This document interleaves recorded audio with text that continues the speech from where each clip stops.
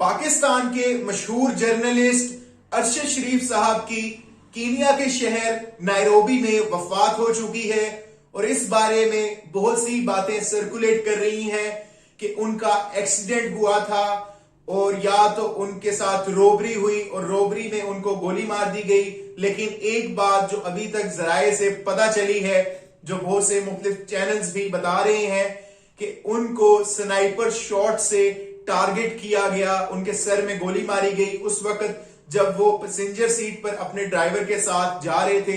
तो रास्ते में उनको टारगेट किया गया और फिर उनके सर में गोली मारकर उनको शहीद कर दिया गया। अब इसमें कितनी सच्चाई है ये तो जब हतमी रिपोर्ट्स आएंगी कीनिया की पुलिस की तरफ से तो तभी पता चल सकेगा कि इस बारे में कितनी सच्चाई है। और ये जो वाकया हुआ है उनके साथ एक बहुत ही अफसोसनाक वाकया हुआ है। अरशद शरीफ साहब ने पाकिस्तान के लिए बहुत से फराइज सरे अंजाम दिए और बहुत से उन्होंने चेहरे ऐसे बेनकाब किए जो पाकिस्तान के साथ बुरा कर रहे थे और बहुत सी उनकी खिदमात पाकिस्तान के लिए हैं। और उन्होंने अपने इस दौरान जितना उन्होंने पाकिस्तान के लिए काम किया, उन्होंने मुख्तलिफ बड़े चैनल्स पे काम भी किया जिनमें ARY, दुनिया न्यूज और डॉन न्यूज, जितने भी बड़े अदारे हैं उनमें वो काम कर चुके हैं। As a director of news भी और एज एन एंकर पर्सन भी वो काम कर चुके हैं। तो वो जो ये वाकया हुआ है कीनिया के अंदर, ये जो वाकया हुआ है अरशद शरीफ साहब के साथ, उनको किन वजूहात पे ये किया गया है और कैसे ये वाकया हुआ है, इसकी पूरी तहकीक की जानी चाहिए और किस तरह उनको शहीद किया गया, इसकी जो हतमी रिपोर्ट है वो जब तक नहीं आएगी तो जितनी बातें भी सर्कुलेट कर रही हैं मीडिया में उन पर यकीन नहीं किया जा सकता। अगर उन पर यकीन कर लिया जाएगा तो हो सकता है कि कोई बात और हो लेकिन मीडिया कोई और बात फैला रहा हो। लेकिन तब तक हम लोगों को सब्र करना है और उस बात के ऊपर फोकस करना है कि जो रिपोर्ट नायरोबी की तरफ से आएगी, उसकी पुलिस की तरफ से, तो फिर एक नेक्स्ट स्टेप लिया जाएगा। और यहां पर एक और बात कि जो हमारे चीफ जस्टिस साहब हैं और हमारी जो सरकार है उनको हमारे जो ये अरशद शरीफ साहब हैं इनकी डेड बॉडी को पाकिस्तान लाने के लिए अब कोशिशें करनी चाहिए और इस बात का नोटिस भी लेना चाहिए क्योंकि वो हमारे मुल्क के शहरी हैं और हमारे मुल्क का एक नाम है वो, और आइंदा भी वो रहेंगे। वो शहीद हो चुके हैं लेकिन उनकी जो फ्राइज हैं उनको भुलाया नहीं जा सकता। तो चीफ जस्टिस साहब को भी नोटिस लेना चाहिए और जो मुल्क के प्राइम मिनिस्टर हैं उनको भी नोटिस लेना चाहिए और इस वाकये के ऊपर पूरी तहकीकात भी होनी चाहिए।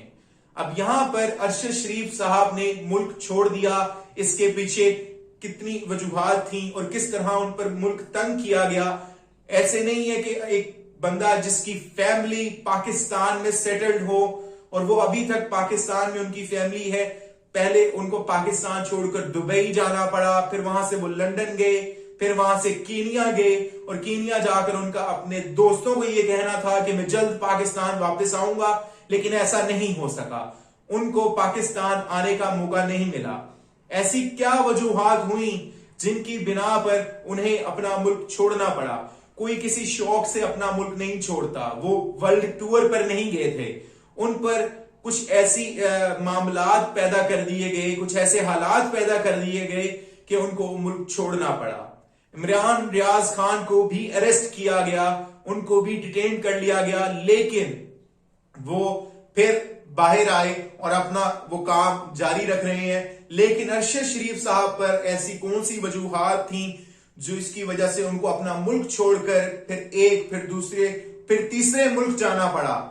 जितनी भी ये बातें हैं, ये जब उनकी डेड बॉडी पाकिस्तान आएगी, उनकी तदफीन के बाद जितने ये दूसरे जर्नलिस्ट हैं या रिपोर्ट्स के बाद ये बात इल्म में आएगी सबके कि किस तरह उन पर मुल्क तंग किया गया। बहुत सी ऐसी बातें हैं जो कि अब खुलेंगी और अब खुलकर सामने आएंगी। और ये जो वाकया है जिसकी रिपोर्ट जब तक सामने नहीं आती, जितनी भी खबरें फैल रही हैं और जितनी भी बातें की जा रही हैं उन पर हमने 100% यकीन नहीं कर लेना क्योंकि अभी तक हतमी रिपोर्ट नहीं आई। और हमारा जो सिफारत खाना है कीनिया में, उससे भी जो जर्नलिस्ट मुख्तलिफ हैं, जो अरशद शरीफ साहब के दोस्त हैं, वो कांटेक्ट करने की कोशिश कर रहे हैं, लेकिन कोई अच्छा रिस्पांस उस सफारत खाने से नहीं मिल पा रहा। तो ये गुजारिश है चीफ जस्टिस से और प्राइम मिनिस्टर साहब से कि अब जो अरशद शरीफ साहब हैं उनकी डेड बॉडी को पाकिस्तान लाया जाए। उम्मीद करता हूं कि आपको मेरी वीडियो पसंद आई होगी। इंशाल्लाह मिलते हैं अगली वीडियो में। Thank you very much.